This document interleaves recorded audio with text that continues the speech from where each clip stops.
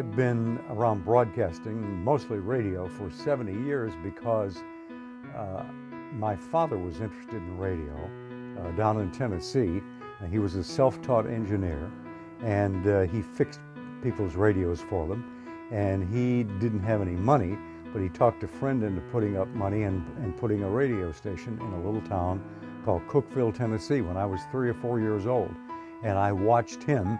My mother said I cut my teeth on a microphone. Jack Lee could have done anything.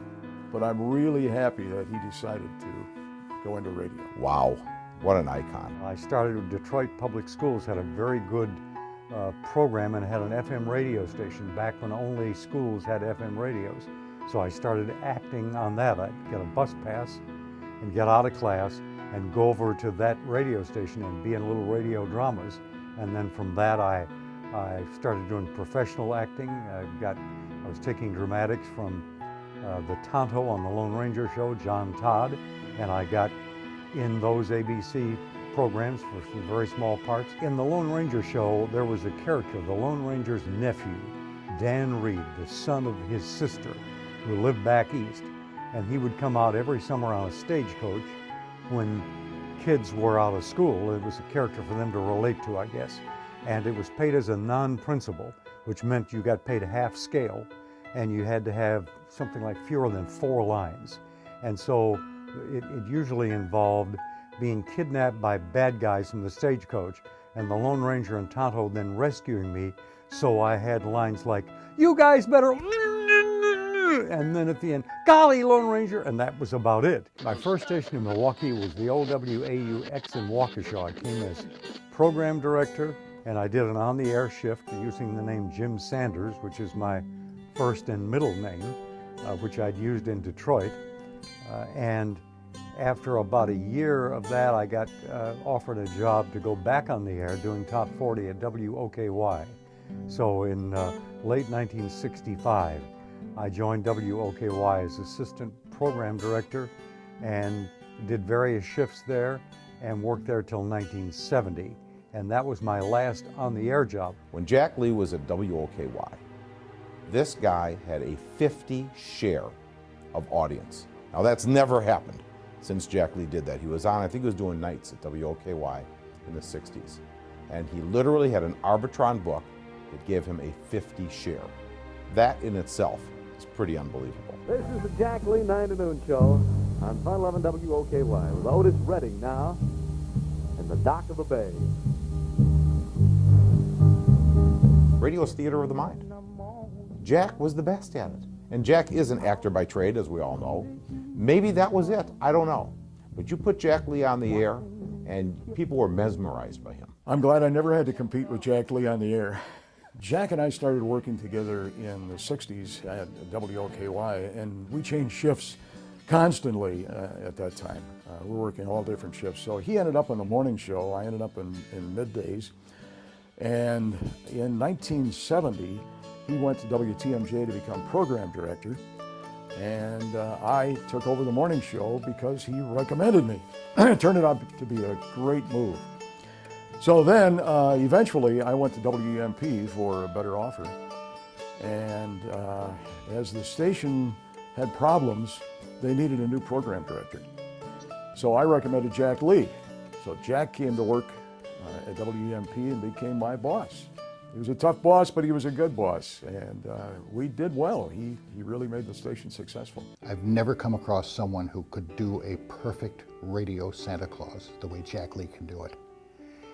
His voice is tremendous, but more important, his interaction with kids on the telephone is just stupendous. When I came to WOKY, I started there at the time the Batman TV show just launched on television, and I was doing the evening program, and I could just feel the fact that people who would normally listen to OKY were watching television just before I came on. So I started a character called Bat Fink with the Wonder Boy Brucey as his sidekick, and for the 6 months that I was on evenings, I did the Bat Fink voice.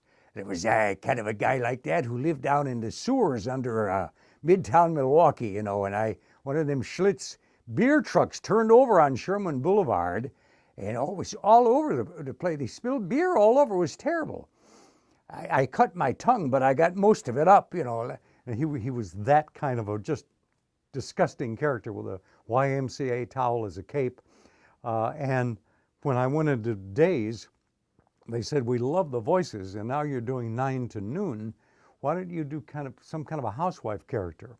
And that's when I came up with the Lady of Charm, because in Detroit on television, there was Edith Fern Melrose, the Lady of Charm, who did like a charm and cooking school, just bizarre show. I can't even describe how bizarre she was. And so I kind of did her voice, which sounded like this.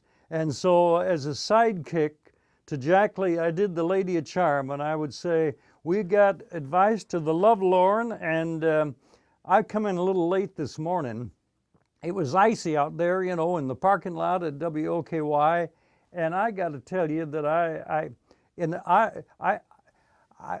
slipped in the parking lot and did some. I did a figure 8 in the parking lot this morning, the hard way with Roman numerals. Oh, I got you there, Jack, didn't I? So she was the head of the Queen of the House Club, and then when I went into mornings, they wanted me to continue to do the character. And Bob Collins was a hire I made at OKY, and he liked the character so much that when he went to WGN in Chicago, he arranged for me by phone to call in and ad-lib with him once a week.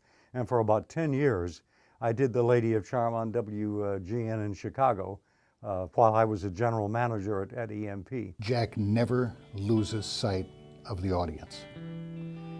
He always puts that foremost in his mind. What does the audience think? What does the listener think? And even if it seems a little strange, he'll still keep that listener in mind.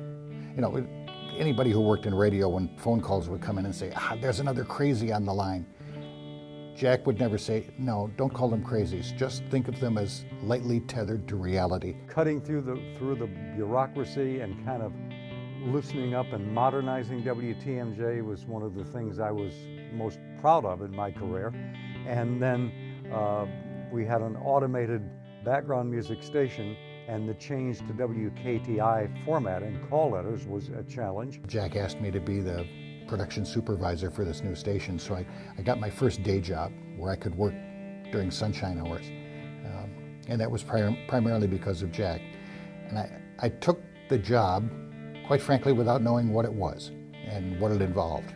But he was the guy that taught and helped it work and made it work. The terrific man to work for, absolutely terrific. The low point in my programming career was Disco 99. The owners of the station at the time before we were sold to the company that started WMYX at 99.1 in Milwaukee, were aware of the disco craze, and they decided that while they had the station on the market, that perhaps they could increase the ratings and the value of the station by doing the disco format.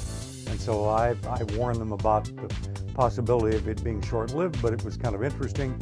And we didn't have studios, we only had automation. So I think I put together the first automated disco station in the country. The difficulty in those days was that disco songs were 45 or 50 minutes long, and that caused the time correct on automation to not work.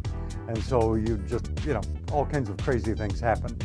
And we were Disco 99 for about 6 months. We didn't have a big air staff there initially, but then Jane Matnair, who's now on the air in Milwaukee doing mornings at B93, was someone that I encouraged to be moved from overnights to a morning show, one of the first female morning show hosts in Milwaukee. Jack saw something in me that I didn't even realize was there. Jack Lee taught me to be myself. He always said that one of the reasons why he liked me was that I was not a giggly sidekick, and that he never wanted me for that role. And I guess he gave me the freedom to not have to fall into that kind of stereotypical female sidekick where all she does is laugh. I was encouraged to have and voice my own opinion, and I've always had very strong opinions, and it was a nice, safe place for me to nurture that. I think Milwaukee radio from 1960s to present. For a market the size of Milwaukee, to have the talent we have in Milwaukee, the reason we do is because of people like Jack Lee. He made us all better, continued to make us all better. Because if we fell, Jack skyrocketed. So whether it was EMP or TMJ or OKY or Saga, Jack just raised the bar. Then he gets out and he runs the most successful organization of all radio stations in America, Milwaukee Area Radio Stations. We called it MARS. And he was the chairman of the board. And we would get all these suits around the table, all these general managers, and most of them didn't even talk to each other anyway. And Jack would be at the head of the table. And out of respect to Jack Lee, those were the most productive meetings that you'd ever see an organization do. We did one for let's make Milwaukee better. Let's do one to make radio better in Milwaukee. Jack was the impetus for all of those starting and being great projects. I think my legacy is that I spent 70 years in radio having a lot of fun, and I got bored easily, and so I did everything from acting to disc jockeying in every format to being a program manager, a general manager. I ended up in digital media and sales, running a trade association, and I was, I think, a jack of all trades. I was not really good at anything, but I was good enough to be employed at just about every job except engineering. And really what Jack did, more than anything else, he made us all better. Jack Lee should be in the Hall of Fame because of, first of all, his enormous success as an on-air personality at WOKY, for his skill and talent at building people at WTMJ as a program manager, and then after that to go into station management. I mean, this is the full gamut. The only thing I'm not sure if he ever did was sweep the floors in the place, but in every portion of broadcasting, he left his mark. Jack was just known as a good guy and someone you could trust. Lord knows today, if you find someone you can trust, put them on a pedestal quickly, as they're few and far between. Oh, Jack Lee is Mr. Radio in Milwaukee. He just means everything to the radio business. Does he belong in the Wisconsin Broadcasters Hall of Fame? He's ringing the bell. He's waving the flag. We all looked up to Jack Lee. Doesn't get any better.